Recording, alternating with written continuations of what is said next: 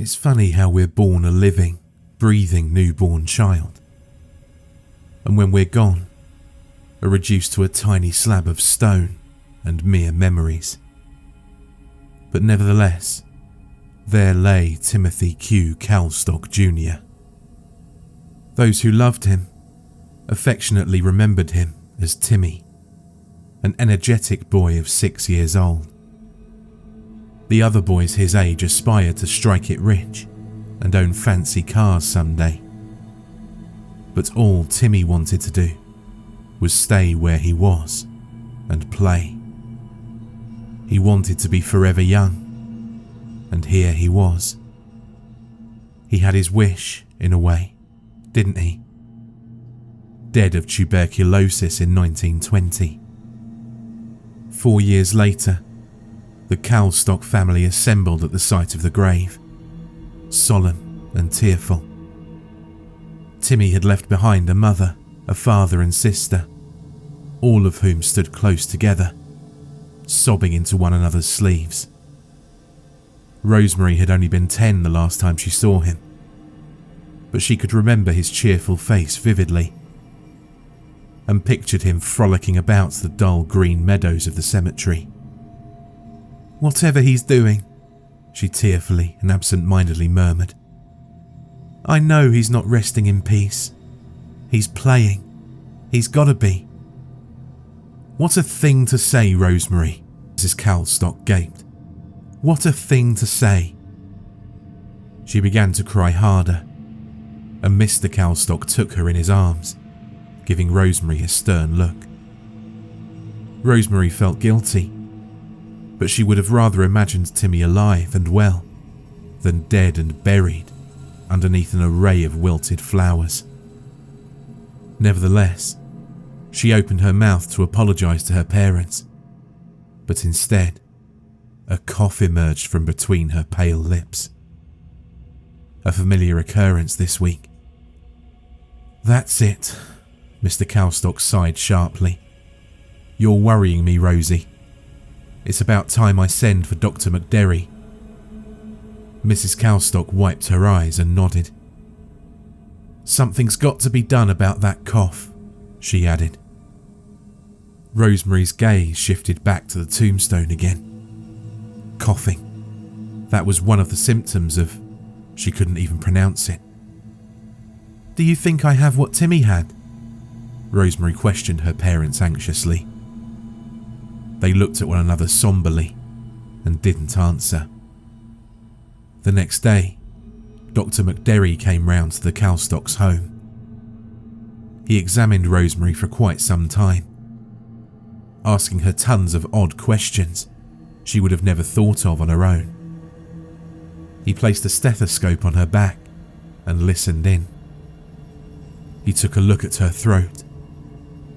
Dr. McDerry did all kinds of crazy things until he came to a conclusion. He cleared his throat. "May I speak with the two of you?" he asked Mr. and Mrs. Calstock. "In private, that is." Mr. Calstock raised an eyebrow, and Mrs. Calstock's lip quivered. Rosemary's stomach was a vaudeville act of tumblers, tightrope walkers and tap dancers. It churned and churned, as if someone had seized it and shook it with their own 2 hands. She knew why Dr. McDerry was speaking to her parents. She'd known it all along. Rosemary had tuberculosis too. Her worst fears were confirmed when she heard a loud cry arise from the room to which Dr. McDerry had taken her mother and father. "It can't be! You must be kidding!" But it was, and he wasn't kidding. Rosemary was to leave the next morning for the hospital on the hill. "I'll refer little Rosemary to a great doctor up at Waverley," Dr. McDerry assured Mr. and Mrs. Calstock as he scribbled away on his clipboard. "Dr. Willard Cantrell." Mrs. Calstock buried her head in her hands. "That blithering idiot!" Mr. Calstock cried in near disbelief, clenching his fists. Dr. McDerry's mouth fell slightly agape with shame on the man's behalf. Mrs. Cowstock, red in the face, forced a laugh. Dr. Cantrell treated our Timothy, she explained. Please, forgive my husband. I guess we're all still a little bitter. Dr. McDerry was confused as ever. Bitter? He asked. Why's that? Our son died of tuberculosis, Mr. Cowstock explained, scratching his head and blinking back a few tears. After the other guy. That other guy was the paediatrician they'd been taking the children to for their checkups for years up until now. Referred him to Dr. Cantrell. The operation was a real flat tire. And poor Timmy was gone before they could even get him out of the surgery wing. Dr. McDerry, pained, nodded. I can see why that would give you your doubts about him, he told the frightened parents. But I've known Willard for a long time. He's helped many patients with his innovative methods. If you let him take care of Rosemary, I think you'll find she'll be better than ever. After a long time of profound thought, Mr. and Mrs. Cowstock collectively agreed, deciding drastic times call for drastic measures. And so, the next morning, Rosemary was taken to Waverly Hills Sanatorium. The hospital wasn't too large, but it was a whole new world to poor Rosemary. A world where breakfast was cold oatmeal in a pasty hospital bed. Not too soon after a stingy shot in the arm. Not the pancakes, fried eggs and home fries she once loved eating. As she read the comic strips her father had saved for her from the daily newspaper. Of course, though, there was the children's playroom, where Rosemary often passed the time away. It was a pleasant diversion, and although she was far too shy to join the other children in their feeble games, Rosemary didn't feel alone. She liked to sit in the corner, putting together puzzles, colouring, and reading books that had been left as donations to the sanatorium. All the while, she had this warm feeling, like a hug, like she was truly at home, and someone was with her. If only Timmy could come back, she always thought. It would be the icing on the cake, and maybe being sick wouldn't be so bad. And it could be very, very bad. Rosemary hated nighttime at the hospital. Most of the nurses went home, and only a few remained. Sparsely distributed throughout all the floors of the old place. Sometimes, Rosemary saw things. Sometimes she thought she heard screaming and crying. Or maybe it was the other patients of the children's ward, lying in pained sleep on their own cots. But why weren't their lips moving? What Rosemary resented the most, though, was the pain that was slowly creeping into her, slowly grasping her very soul and wringing it out to dry. The disease was progressing, and fast. It felt like her lungs were burning from the inside out. One day, she woke up at night to a deafening sound. "Save me!" someone wailed. "Save me!" The voice was shrill and otherworldly, and poor Rosemary didn't know where to turn. But she heard the clicks and clacks of 2 pairs of shoes. 2 figures came into the distance. Nurse Alice and Dr. Cantrell, Rosemary thought sullenly, here to give me another shot. But it only took a split second then for Rosemary to realise how late it was for a shot, and that the shadowy duo had no idea she was awake. Quickly, she shut her eyes and listened for an indication as to what they were going to do. "What do you think, Doc?" the nurse asked. About that Rosemary. Dr. Cantrell sat down on a nearby bench and, patting a space beside him, invited Nurse Alice to do the same. She looked pitifully at Rosemary, whose eyes were clenched shut, and gave a sigh. "Poor thing," she murmured. Dr. Cantrell nodded. "Won't be for long," he said. "You remember the special surgery?" Nurse Alice's head swiveled briskly with shock, over to meet Dr. Cantrell's cold gaze. "Oh, Willard," she cried in a hushed tone. "You don't mean—" Dr. Cantrell grinned. "I've perfected it, Alice," he told her enticingly. "I insert the balloon into the diseased lung and inflate it. It should give her some extra time." Nurse Alice sighed.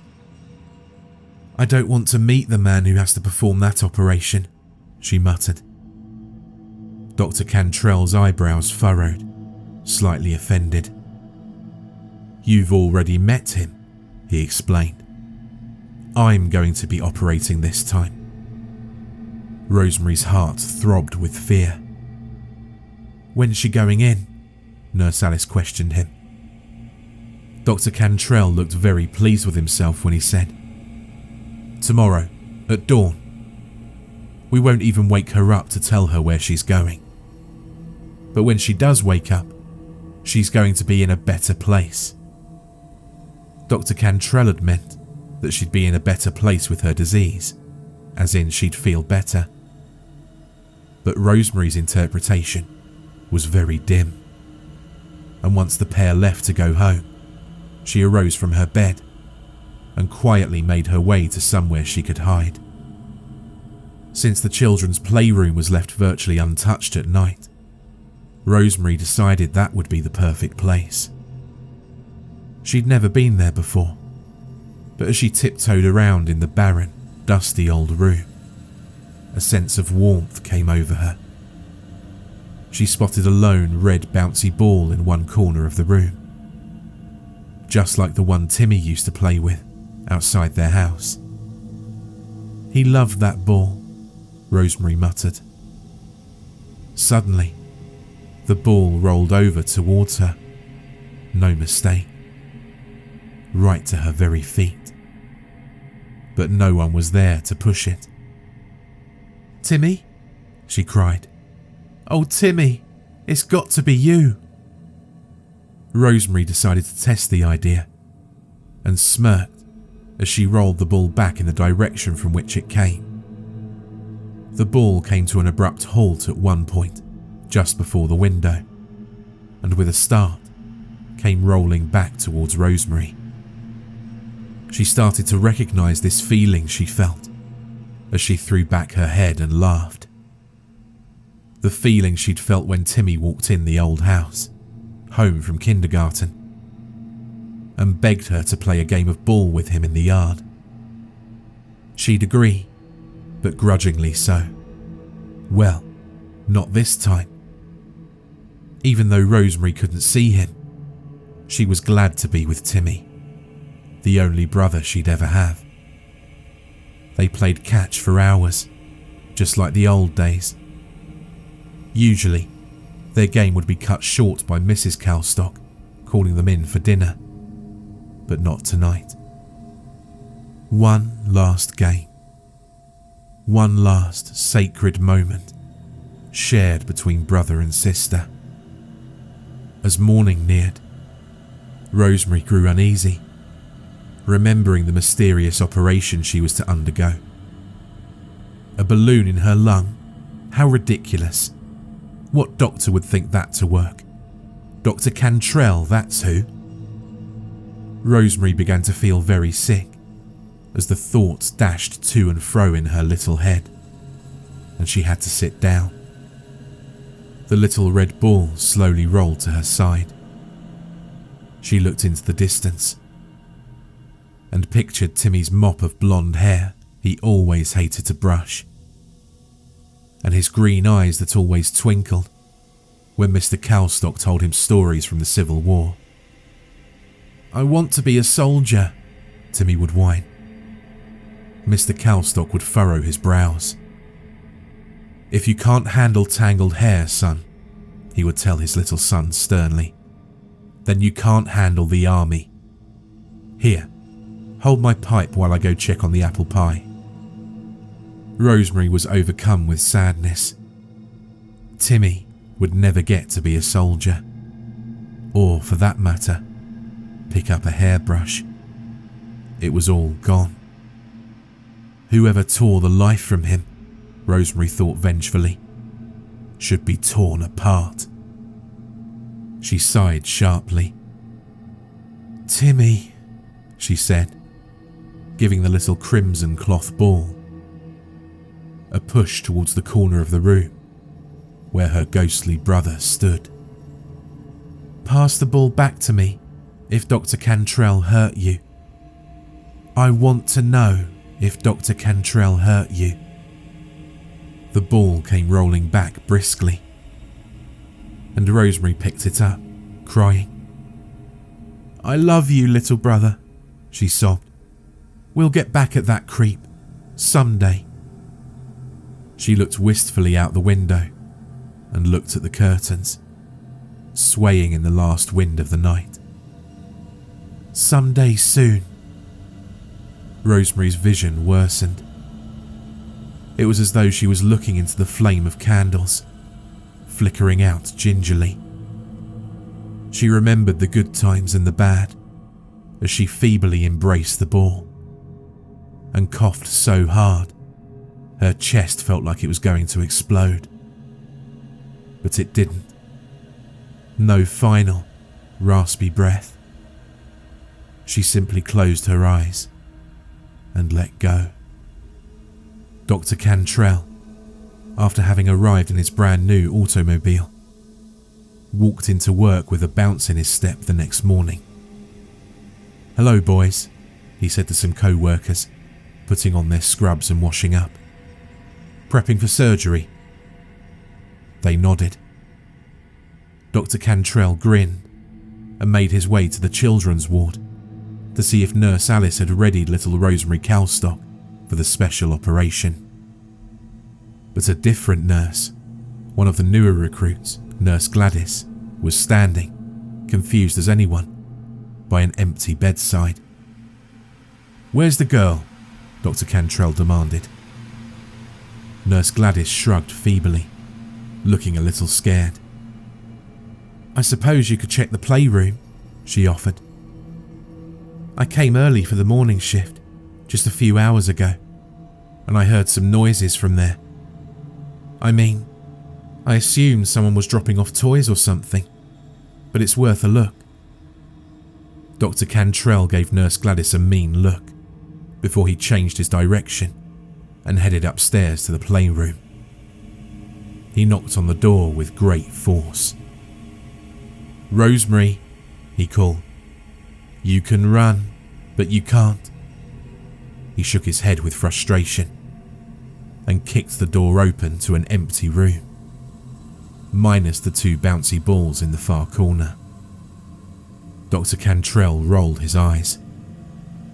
That dumb witch was right, he muttered. Someone did drop off another toy. He stepped into the confines of the small room and shut the door. God, this place smells, he thought aloud. He began to think of where to find Rosemary, when all of a sudden, the two playthings, with a sudden jolt, started to roll towards him. The outside lock on the playroom door locked itself, and the window slammed shut on its own. No one could hear Dr. Cantrell's deafening shriek, though the staff members who found him did say they could hear a few soft giggles. Sounded like children, they said. But then, who knows? For more terrifying creepypasta horror stories, check out the playlist or the video on screen.